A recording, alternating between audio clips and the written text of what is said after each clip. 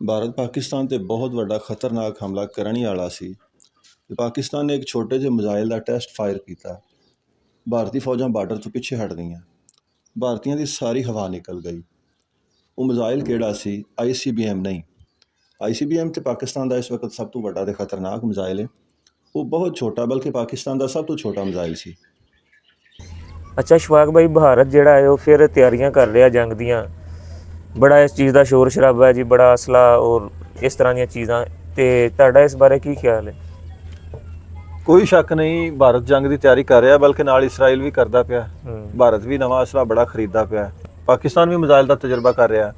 ਭਾਰਤ ਇਹ ਪਹਿਲੀ ਦਫਾ ਥੋੜਾ ਕਰਨ ਲੱਗਾ। 1947 ਤੋਂ ਲੈ ਕੇ ਹੁਣ ਤੱਕ ਹਰ ਰੋਜ਼ ਪਾਕਿਸਤਾਨ ਦੇ ਖਿਲਾਫ ਕੋਈ ਨਾ ਕੋਈ ਚਾਲ ਚੱਲਦੇ ਰਹਿੰਦੇ ਨੇ।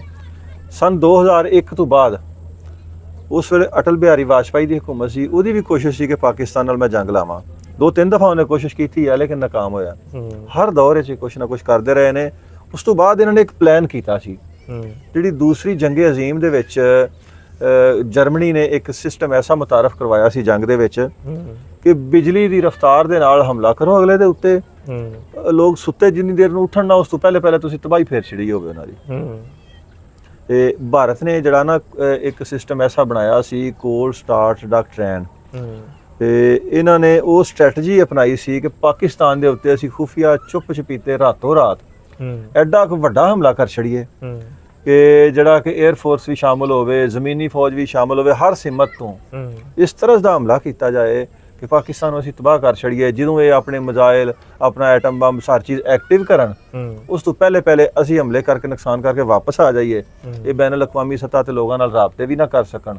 ਜਦੋਂ ਇਹ ਲੋਕਾਂ ਨਾਲ ਰਾਬਤੇ ਕਰਨਗੇ, ਉਸ ਤੋਂ ਪਹਿਲੇ ਅਸੀਂ ਆਪਣਾ ਮਿਸ਼ਨ ਪੂਰਾ ਕਰ ਲਿਆ ਹੋਣਾ। ਕੋਲਡ ਸਟਾਰਟ ਡਾਕਟ੍ਰੈਨ ਜਿਹੜੀ ਹੈ, ਉਹ ਇਹਦਾ ਮਤਲਬ ਹੈ ਉਸ ਟਾਈਮ ਵੀ ਇਹਨਾਂ ਬੜਾ ਅਸਲਾ ਖਰੀਦਿਆ ਸੀ। ਤੋਪਾਂ ਸਨ, ਟੈਂਕ ਸਨ, ਮਿਜ਼ਾਈਲ ਸਨ, 에ਅਰ ਫੋਰਸ ਵੀ ਬੜੀ ਇਹਨਾਂ ਨੇ ਤਿਆਰ ਕੀਤੀ ਸੀ। ਔਰ ਇਹਨਾਂ ਦਾ ਮਿਸ਼ਨ ਭਲਾ ਕੀ ਸੀ ਕਿ ਪਾਕਿਸਤਾਨ ਦਾ ਤੁਸੀਂ ਨਕਸ਼ਾ ਦੇਖੋ ਨਾ, ਪਾਕਿਸਤਾਨ ਦੀ ਜਿਹੜੀ ਹੈਗੀ ਨਾ, ਮਤਲਬ ਜਿਹੜਾ ਜਗਰਾਫੀਆਈ ਸਾਰਾ ਵਜੂਦ ਹੈ ਨਾ, ਇਹਨਾਂ ਦਾ ਖਿਆਲ ਸੀ ਕਿ ਅਸੀਂ ਪਾਕਿਸਤਾਨ ਨੂੰ ਨਾ ਸੈਂਟਰ ਦੇ ਵਿੱਚੋਂ ਅੱਗੇ ਤੱਕ ਤੋੜ ਦਈਏ, ਯਾਨੀ ਅਲੱਗ ਟੁਕੜਿਆਂ 'ਚ ਕਰ ਦਈਏ। ਤੇ ਬਹੁਤ ਵੱਡੇ ਹਮਲੇ ਦੀ ਸ਼ਾਇਦ ਤਿਆਰੀ ਕੀਤੀ ਸੀ। ਇਹਨਾਂ ਦਾ ਖਿਆਲ ਸੀ ਕਿ ਸਾਡੀਆਂ ਤੋਪਾਂ ਦੀ ਰੇਂਜ ਪਾਕਿਸਤਾਨ ਦੀਆਂ ਤੋਪਾਂ ਨਾਲੋਂ ਜ਼ਿਆਦਾ ਹੈ ਉਸ ਦੌਰ 'ਚ। ਤੇ ਅਗਰ ਅਸੀਂ 10 ਕਿਲੋਮੀਟਰ 15 ਕਿਲੋਮੀਟਰ ਦੂਰ ਪਾਕਿਸਤਾਨ ਦੀ ਅਗਰ ਤੋਪ 10 ਕਿਲੋਮੀਟਰ ਦੂਰ ਗੋਲਾ ਸੁੱਟਦੀ ਹੈ ਨਾ, ਤੇ ਸਾਡੀਆਂ ਤੋਪਾਂ 15 ਕਿਲੋਮੀਟਰ ਦੂਰ ਮਾਰ ਕਰਦੀਆਂ, 20 ਕਿਲੋਮੀਟਰ ਦੂਰ ਤੱਕ ਮਾਰ ਕਰਦੀਆਂ। ਹੁਣ ਅਸੀਂ ਦੂਰੋਂ ਉਹਨਾਂ ਦੇ ਤੋਪਖਾਨਾ ਵੀ ਤਬਾਹ ਕਰ ਸਕਦੇ ਹਾਂ, ਉਹ ਸਾਨੂੰ ਨਿਸ਼ਾਨਾ ਨਹੀਂ ਬਣਾ ਸਕਦੇ। ਔਰ ਉਸ ਵਕਤ ਪਾਕਿਸਤਾਨ ਨੇ ਇੱਕ ਮਿਜ਼ਾਈਲ ਦਾ ਤਜਰਬਾ ਕੀਤਾ ਸੀ ਜਿਹਨੂੰ ਨਸਰ ਮਿਜ਼ਾਈਲ ਕਹਿੰਦੇ ਨੇ। ਬਸ ਉਸ ਤਜਰਬੇ ਨੇ ਇੰਡੀਆ ਦਾ ਸਾਰਾ ਪਲਾਨ ਫੇਲ ਕਰ ਛੜਿਆ ਸੀ। ਹੁਣ ਉਹ ਨਸਰ ਮਿਜ਼ਾਈਲ ਕੀ ਚੀਜ਼ ਸੀ? ਸਾਡੇ ਕੋਲ ਨਾ ਪਹਿਲੇ ਮਿਜ਼ਾਈਲ ਜਿੰਨੇ ਵੀ ਅਸੀਂ ਬਣਾ ਚੁੱਕੇ ਸਾਂ ਨਾ, ਭਾਰਤ ਵੀ ਅਸੀਂ ਵੀ, ਯਾਨੀ ਪਾਕਿਸਤਾਨ ਨੇ ਸਟਾਰਟ ਕੀਤਾ ਕੋਈ 100 ਕਿਲੋਮੀਟਰ ਦੇ, ਕੋਈ 150 200 ਕਿਲੋਮੀਟਰ ਤੱਕ ਹਤਫ ਮਿਜ਼ਾਈਲ ਜਾ ਰਹੇ ਨੇ, ਕੋਈ 300 400 500 ਕਿਲੋਮੀਟਰ, ਯਾਨੀ ਅਸੀਂ ਵੱਡੇ ਤੋਂ ਵੱਡਾ ਮਿਜ਼ਾਈਲ ਆਉਣ ਵਾਲੇ ਟਾਈਮ 'ਚ ਬਣਾਉਂਦੇ ਰਹੇ। ਤੇ ਫਿਰ ਅੱਗੇ 1000 ਕਿਲੋਮੀਟਰ ਤੋਂ ਜ਼ਿਆਦਾ ਮਾਰ ਕਰਨ ਵਾਲੇ ਵੀ ਵੱਡੇ ਤੋਂ ਵੱਡੇ ਮਿਜ਼ਾਈਲ ਮੌਜੂਦ ਸੀ। ਹੁਣ ਇੰਡੀਆ ਹਮਲਾ ਕਰਦਾ ਅਗਰ ਤੋਪਾਂ ਦੇ ਨਾਲ ਪਾਕਿਸਤਾਨ ਦੇ ਬਾਰਡਰ ਦੇ ਉੱਤੇ, ਟੈਂਕਾਂ ਦੇ ਨਾਲ। ਹੁਣ ਸਾਡੀਆਂ ਤੋਪਾਂ ਦੇ ਗੋਲੇ ਉਹਨਾਂ ਦੀ ਮਤਲਬ ਤੋਪਾਂ ਤੋਂ ਪਿੱਛੇ ਡਿੱਗਦੇ ਨੇ, ਉੱਥੇ ਤੱਕ ਨਹੀਂ ਪਹੁੰਚਦੇ ਪਏ, ਉਹ ਦੂਰ ਨੇ ਸਾਡੇ ਤੋਂ। ਉਹਨਾਂ ਦੀ ਸਟ੍ਰੈਟਜੀ ਇਹ ਸੀ ਕਿ ਇਹ ਸਾਡੇ ਤੇ ਵਾਰ ਨਹੀਂ ਕਰ ਸਕਦੇ। ਪਾਕਿਸਤਾਨ ਅਗਰ ਹੁਣ 200 ਕਿਲੋਮੀਟਰ ਜਾਂ 150 ਕਿਲੋਮੀਟਰ ਦੂਰ ਜਾਣ ਵਾਲਾ ਮਿਜ਼ਾਈਲ ਮਾਰ ਕੇ ਉਸ ਤੋਪ ਨੂੰ ਤਬਾਹ ਕਰਦਾ ਹੈ, ਇੱਕ ਤੇ ਉਹ ਮਿਜ਼ਾਈਲ ਤੋਪ ਨਾਲੋਂ ਕਈ ਗੁਣਾ ਜ਼ਿਆਦਾ ਮਹਿੰਗਾ। ਦੂਜੇ ਨੰਬਰ ਦੇ ਉੱਤੇ 15 ਜਾਂ 20 ਜਾਂ 25 ਕਿਲੋਮੀਟਰ ਦੂਰ ਬੈਠੇ ਹੋਏ ਤੋਪਖਾਨੇ ਦੇ ਉੱਤੇ ਹਮਲਾ ਕਰਨ ਲਈ, ਜਾਂ 10 ਕਿਲੋਮੀਟਰ ਦੂਰ ਬੈਠੇ ਹੋਈਆਂ ਤੋਪਾਂ ਦੇ ਟੈਂਕਾਂ ਦੇ ਉੱਤੇ ਹਮਲਾ ਕਰਨ ਲਈ, ਜਿਹੜੇ ਵੱਡੇ ਮਿਜ਼ਾਈਲ ਨੇ ਨਾ, ਇਹ ਇੱਕ ਤੇ ਨੁਕਸਾਨ ਬਹੁਤ ਜ਼ਿਆਦਾ ਤੇ ਦੂਸਰਾ ਇਹ ਜ਼ਿਆਦਾ ਕਾਰਗਰ ਨਹੀਂ ਰਹਿੰਦੇ। ਜਿਹੜਾ ਨਸਰ ਮਿਜ਼ਾਈਲ ਬਣਾਇਆ ਸੀ ਨਾ ਸ਼ਾਹ ਜੀ ਇਹਨਾਂ ਨੇ, ਇਹ ਛੋਟਾ ਮਿਜ਼ਾਈਲ ਸੀ, ਇਹਦੇ ਤੇ ਖਰਚਾ ਥੋੜਾ ਸੀ, ਔਰ ਇਹ ਥੋੜੀ ਤੋਂ ਥੋੜੀ ਰੇਂਜ ਤੇ ਵੀ ਮਾਰ ਕਰਦਾ ਸੀ, ਯਾਨੀ 5 ਕਿਲੋਮੀਟਰ 10 ਕਿਲੋਮੀਟਰ ਤੱਕ ਦੂਰ ਜਿਹੜੇ ਇੰਡੀਆ ਦੇ ਮੋਰਚੇ ਸੀ, ਟੈਂਕ ਸਨ, ਤੋਪਾਂ ਸੀ, ਇਹ ਉਹਨਾਂ ਨੂੰ ਤਬਾਹ ਕਰਨ ਲਈ ਬਣਾਇਆ ਗਿਆ ਸੀ। ਤੇ ਇਹਦੀ ਰੇਂਜ ਜਿਹੜੀ ਹੈ ਨਾ ਜ਼ਿਆਦਾ ਤੋਂ ਜ਼ਿਆਦਾ 60 70 75 ਕਿਲੋਮੀਟਰ ਤੱਕ ਸੀ, ਔਰ ਕਮ ਅਜ਼ ਕਮ ਇਹ 5 ਕਿਲੋਮੀਟਰ ਦੂਰ ਵੀ ਮਾਰ ਕਰ ਜਾਂਦਾ ਸੀ। ਯਾਨੀ ਸਾਡੇ ਤੋਂ 5 ਕਿਲੋਮੀਟਰ ਦੂਰ ਇੰਡੀਆ ਦੇ ਕੋਈ ਚੌਕੀ ਹੈ, ਕੋਈ ਟਾਰਗੇਟ ਹੈ, ਤੇ ਇਹ ਆਪਣੇ ਲਾਂਚਰ ਤੋਂ 5 ਕਿਲੋਮੀਟਰ ਦੂਰ ਵੀ ਉਹਨੂੰ ਵੀ ਡਿਸਟਰਾਏ ਕਰ ਸਕਦਾ, ਯਾਨੀ ਕਮ ਤੋਂ ਕਮ ਦੂਰੀ ਦੀ ਯਾਨੀ ਕਿ ਇਹ ਮਾਰ ਕਰਨ ਦੇ ਕਾਬਲ ਸੀ।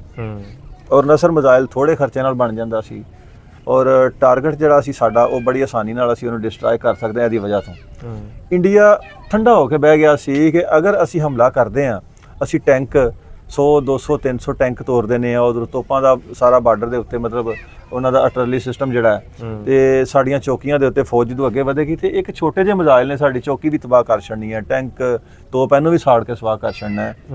ਤੇ ਸਿਰਫ ਉਸ ਤਜਰਬੇ ਨੇ ਇੰਡੀਆ ਨੂੰ ਠੰਡਿਆਂ ਕਰ ਛੜਿਆ ਸੀ। ਇੰਡੀਆ ਉਹ ਬੜੀ ਦੇਰ ਤੱਕ ਫਿਰ ਜੰਗ ਦਾ ਜਿਹੜਾ ਖਾਬ ਸੀ ਨਾ ਉਹਨੂੰ ਭੁੱਲ ਗਿਆ ਸੀ, ਫਿਰ ਇਹ ਨਸਰ ਮਿਜ਼ਾਈਲ ਦਾ ਡਰਾਉਣਾ ਖਾਬ ਦੇਖਦਾ ਰਿਹਾ। ਹੁਣ ਵੀ ਅੱਲਾ ਦੇ ਹੁਕਮ ਨਾਲ ICBM ਮਿਜ਼ਾਈਲ ਦਾ ਤਜਰਬਾ ਕੀਤਾ ਹੈ। ਇੰਡੀਆ ਦੀਆਂ ਚੀਖਾਂ ਤੁਸੀਂ ਦੇਖ ਰਹੇ ਹੋ, ਪੂਰੀ ਦੁਨੀਆ ਸੁਣਦੀ ਪਈ ਹੈ, ਹਰ ਕੋਈ ਰੋ ਰਿਹਾ ਹੈ। ਅਮਰੀਕਾ ਅੱਗੇ ਜਾ ਕੇ ਰੋ ਰਹੇ ਨੇ, ਲੋ ਜੀ ਇਹ ਤਾਂ ਤੁਹਾਡੇ ਲਈ ਬਣਾ ਰਹੇ ਨੇ। ਅਮਰੀਕਾ ਨੂੰ ਵੀ ਪਤਾ, ਸਾਨੂੰ ਵੀ ਪਤਾ ਸੀ ਕਿਹਦੇ ਲਈ ਬਣਾਇਆ। ਤੇ ਇਹਦਾ ਮਤਲਬ ਟੈਨਸ਼ਨ ਲੈਣ ਦੀ ਕੋਈ ਜ਼ਰੂਰਤ ਟੈਨਸ਼ਨ ਲੈਣ ਦੀ ਕੋਈ ਨਹੀਂ ਜ਼ਰੂਰਤ। ਅੱਲਾਹ ਤਾਲਾ ਪਾਕਿਸਤਾਨ ਦੀ ਮਦਦ ਹਰ ਦੌਰ 'ਚ ਕੀਤੀ ਹੈ। ਇਹਨਾਂ ਦੀਆਂ ਸਾਜ਼ਿਸ਼ਾਂ ਭਾਰਤ ਦੀਆਂ ਹਰ ਦੌਰ 'ਚ ਅੱਲਾਹ ਤਾਲਾ ਨੇ ਨਾਕਾਮ ਕੀਤੀਆਂ ਨੇ। ਸਾਡੀ ਜਿਹੜੀ ਫੌਜ ਹੈ ਉਹ ਪੂਰੀ ਤਿਆਰੀ ਦੇ ਨਾਲ ਹਰ ਟਾਈਮ ਕੰਮ ਕਰਦੀ ਹੈ। ਸਾਡਾ ਜਿਹੜਾ ਦਫਾਈ ਬਜਟ ਹੈ ਉਹ ਕੋਈ ਜ਼ਾਇਆ ਨਹੀਂ ਹੋ ਰਿਹਾ। ਦੇਖੋ, ਇੱਕ ਐਂਡ ਤੇ ਬੜੀ ਜ਼ਰੂਰੀ ਗੱਲ ਮੇਰੇ ਜ਼ਿਹਨ 'ਚ ਆਈ ਕਿ ਜਿੱਥੇ ਕੁਰਾਨ ਪਾਕ ਦੇ ਵਿੱਚ ਕਾਫਰਾਂ ਦਾ ਜ਼ਿਕਰ ਆਇਆ ਨਾ, ਸਾਈਆਂ ਦਾ ਆਇਆ, ਤੇ ਉੱਥੇ ਆਇਆ ਕਿ ਉਹ ਫਿਰ ਵੀ ਕੁਝ ਤੁਹਾਡੇ ਨਾਲ ਠੀਕ ਨੇ, ਬਦਤਰੀਨ ਤੁਹਾਡੇ ਨਾਲ ਲੋਕ ਨੇ ਜਿਹੜੇ ਆਪਣੇ ਆਪ ਨੂੰ ਯਹੂਦੀ ਕਹਿੰਦੇ ਨੇ, ਤੇ ਜਾਂ ਉਹ ਜਿਹੜੇ ਖੁੱਲਾ ਸ਼ਿਰਕ ਕਰਦੇ ਨੇ। ਤੇ ਤੁਸੀਂ ਵੇਖ ਰਹੇ ਹੋ ਕੁਦਰਤ ਦਾ ਇਸ ਵੇਲੇ ਕੀ ਹਿਸਾਬ ਹੋ ਰਿਹਾ ਹੈ। ਇੱਕ ਮਤਲਬ ਕੁਦਰਤੀ ਤੌਰ ਤੇ ਇਹ ਦੋਵੇਂ ਬਦਤਰੀਨ ਕੌਮਾਂ ਯਹੂਦੋ ਹਨੂਦ ਇਕੱਠੇ ਹੋ ਗਏ ਨੇ ਪਾਕਿਸਤਾਨ ਦੇ ਖਿਲਾਫ। ਦੇਖੋ ਜੀ, 1400 ਸਾਲ ਪਹਿਲੇ ਕੁਰਾਨ ਨਾਜ਼ਲ ਹੋਇਆ। ਉਸ ਵਕਤ ਅੱਲਾ ਦੇ ਪੈਗੰਬਰ, ਅੱਲਾ ਦੇ ਨਬੀ ਹਜ਼ਰਤ ਮੁਹੰਮਦ ਸੱਲੱਲਾਹੁ ਅਲੈਹਿ ਵਸੱਲਮ ਨੇ ਸਾਨੂੰ ਦੱਸਿਆ ਕਿ ਯਹੂਦੋ ਨਸਾਰਾ ਨੂੰ ਦੋਸਤ ਨਾ ਬਣਾਓ। ਕੁਰਾਨ ਵਿੱਚ ਇਹ ਨਾਜ਼ਲ ਹੋਇਆ ਸੀ ਕਿ ਯਹੂਦੋ ਨਸਾਰਾ ਨੂੰ ਦੋਸਤ ਨਾ ਬਣਾਓ, ਇਹ ਤੁਹਾਡੇ ਦੁਸ਼ਮਣ ਨੇ। ਲੇਕਿਨ ਫਿਰ ਇੱਕ ਹਦੀਸ ਵਿੱਚ ਆਪ ਸੱਲੱਲਾਹੁ ਅਲੈਹਿ ਵਸੱਲਮ ਨੇ ਇਹ ਗੁੰਜਾਇਸ਼ ਦੱਸੀ ਕਿ ਅਗਰ ਤੁਹਾਡਾ ਲੈਣ ਦੇਣ ਹੁੰਦਾ, ਵਰਤਨ ਹੁੰਦਾ ਤੇ ਸਾਈਆਂ ਨਾਲ ਹੋ ਜਾਏਗਾ, ਇਹ ਤੁਹਾਡੇ ਹਮਸਾਏ ਹੋ ਜਾਣਗੇ, ਯਾਨੀ ਕਿ ਵਰਤਨ ਵਾਲੇ ਇਹ ਕਰੀਬ ਨੇ। ਲੇਕਿਨ ਜਿਹੜਾ ਯਹੂਦੀ ਹੈ ਨਾ, ਇਹ ਤੁਹਾਡਾ ਬਦਤਰੀਨ ਦੁਸ਼ਮਣ ਹੈ, ਇਹ ਦੋਸਤ ਨਹੀਂ ਹੋ ਸਕਦਾ ਕਿਸੇ ਸੂਰਤ ਵੀ। ਦੂਸਰਾ, ਇਹ ਮੁਸ਼ਰਕ ਹਿੰਦੂ ਜਿਹਨੂੰ ਅਸੀਂ ਕਹਿੰਦੇ ਆ। ਤੇ ਅੱਜ ਯਹੂਦੋ ਹਨੂਦ, ਤੁਹਾਡੀ ਬਾਤ ਬਿਲਕੁਲ ਦਰੁਸਤ ਹੈ ਕਿ ਇਕੱਠੇ ਹੋ ਕੇ ਪਾਕਿਸਤਾਨ ਦੇ ਖਿਲਾਫ ਬੜੇ ਅਰਸੇ ਤੋਂ ਖੁਫੀਆ ਤਰੀਕੇ ਨਾਲ ਪਾਕਿਸਤਾਨ ਦੀ ਮੁਖਾਲਫਤ ਕਰਦਾ ਆ ਰਿਹਾ ਸੀ। ਕਈ ਦਫਾ ਪਾਕਿਸਤਾਨ ਤੇ ਅਟੈਕ ਕਰਨ ਦੇ ਪਲਾਨ ਬਣਾਏ, ਕਈ ਦਫਾ ਕੀਤਾ, ਕਿ ਹੁਣ ਵੀ ਖੁੱਲ ਕੇ ਇਸਰਾਈਲ ਭਾਰਤ ਦੇ ਨਾਲ ਮਿਲ ਕੇ ਪਾਕਿਸਤਾਨ ਦੇ ਖਿਲਾਫ ਜੰਗੀ ਹਕਮਤ ਅਮਲੀ ਬਣਾ ਰਿਹਾ। ਔਰ ਅੱਲਾ ਦੇ ਹੁਕਮ ਦੇ ਨਾਲ ਬਹੁਤ ਜਲਦ ਤੁਸੀਂ ਦੇਖੋਗੇ, ਸਾਰੀ ਦੁਨੀਆ ਦੇਖੇਗੀ ਕਿ ਹਿੰਦੁਸਤਾਨ ਵੀ ਤਬਾਹ ਹੋਏਗਾ ਔਰ ਇਹ ਇਸਰਾਈਲ ਵੀ ਤਬਾਹ ਹੋਏਗਾ। ਔਰ ਅੱਲਾ ਦੇ ਹੁਕਮ ਨਾਲ ਪਾਕਿਸਤਾਨ ਨੂੰ ਆਉਣ ਵਾਲੇ ਹਰ ਦੌਰ 'ਚ ਪਹਿਲੇ ਨਾਲੋਂ ਅੱਛੀ ਫਤਿਹ ਮਿਲੇਗੀ। ਜਿਵੇਂ ਕਿ ਕੁਰਾਨ ਪਾਕ 'ਚ ਵੀ ਆਇਆ ਕਿ ਕਿਸੇ ਤੇ ਉਹਦੇ ਬਸਾਤ ਤੋਂ ਜ਼ਿਆਦਾ ਵਜ਼ਨ ਨਹੀਂ ਪਾਇਆ ਜਾਂਦਾ। ਤੇ ਜਿਵੇਂ ਹੁਣ ਤੁਹਾਨੂੰ ਪਤਾ ਹੈ ਕਿ ਇਹ ਦੋਵੇਂ ਬਦਤਰੀਨ ਕੌਮਾਂ ਯਹੂਦ ਤੇ ਹਨੂਦ ਗੱਠਜੋੜ ਕਰਕੇ ਪਾਕਿਸਤਾਨ ਦੇ ਖਿਲਾਫ ਆ ਗਏ ਨੇ। ਤੇ ਕਿਹਾ ਦਾ ਮਤਲਬ ਇਹ ਨਹੀਂ ਕਿ ਇਹ ਬਦਤਰੀਨ ਕੌਮਾਂ ਇਕੱਠੀਆਂ ਹੋ ਕੇ ਬਿਹਤਰੀਨ ਕੌਮ ਦੇ ਸਾਹਮਣੇ ਅੱਲਾ ਨੇ ਇਹਨਾਂ ਨੂੰ ਲੈ ਆਂਦਾ। ਬਿਲਕੁਲ, ਅੱਲਾਹ ਤਾਲਾ ਨੇ ਪਾਕਿਸਤਾਨੀਆਂ ਨੂੰ, ਮੁਸਲਮਾਨਾਂ ਨੂੰ ਵੀ ਅੱਛੇ ਦੋਸਤ ਨਾਲ ਦਿੱਤੇ ਹੋਏ ਨੇ, ਜਿਹਦੇ ਵਿੱਚ ਤੁਸੀਂ ਦੇਖਿਆ ਤੁਰਕੀ ਹੈ, ਅਜ਼ਰਬਾਈਜਾਨ, ਇਹਨਾਂ ਸਾਡੀ ਬਹੁਤ ਮਦਦ ਕੀਤੀ ਹੈ। ਬੰਗਲਾਦੇਸ਼ ਸਾਡੇ ਨਾਲ ਖੜਾ ਹੋਇਆ, ਦੀਗਰ ਇਸਲਾਮੀ ਮੁਲਕ, ਔਰ ਸਾਡੀ ਬਹੁਤ ਜ਼ਿਆਦਾ ਸਾਡੇ ਹਮਸਾਇਆ ਮੁਲਕ ਚੀਨ ਨੇ ਮਦਦ ਕੀਤੀ ਹੈ। ਔਰ ਟੈਕਨੋਲੋਜੀ ਦੇ, ਅਸਲੇ ਦੇ ਹਰ ਮੈਦਾਨ ਵਿੱਚ ਵੱਧ ਚੜ੍ਹ ਕੇ ਉਹ ਸਾਡੇ ਨਾਲ ਖਲੋਤੇ ਨੇ, ਜਿਹੜਾ ਕਿ ਉਹਨਾਂ ਨੇ ਸਾਡੇ ਨਾਲ ਵਾਅਦਾ ਕੀਤਾ ਸੀ। ਅਮਰੀਕਾ ਜਿਸ ਵੇਲੇ ਪਾਕਿਸਤਾਨ ਤੇ ਹਮਲਾ ਕਰਨ ਦਾ ਇੱਕ ਦੌਰ ਵਿੱਚ, ਮੁਸ਼ਰਫ ਦੇ ਜ਼ਮਾਨੇ 'ਚ ਅਲਟੀਮੇਟਮ ਦੇ ਚੁੱਕਿਆ ਸੀ। ਤੇ ਚਾਈਨੀਆਂ ਨੇ ਸਾਡੇ ਨਾਲ ਵਾਅਦਾ ਕੀਤਾ ਸੀ ਕਿ ਅਸੀਂ ਪਾਕਿਸਤਾਨੀਆਂ ਦੇ ਹਰ ਟਾਈਮ ਨਾਲ ਆ, ਸਾਡੀ ਫੌਜ, ਸਾਡਾ ਅਸਲਾ, ਅਗਰ ਕੋਈ ਪਾਕਿਸਤਾਨ ਨਾਲ ਲੜਨ ਆਏ ਤੇ ਅਸੀਂ ਰਲ ਕੇ ਪਾਕਿਸਤਾਨ ਦੇ ਨਾਲ ਉਹਦੇ ਖਿਲਾਫ ਲੜਾਂਗੇ। ਤੇ ਔਰ ਉਹਨਾਂ ਨੇ ਉਹ ਵਾਅਦਾ ਪੂਰਾ ਕੀਤਾ, ਤੁਸੀਂ ਦੇਖਿਆ।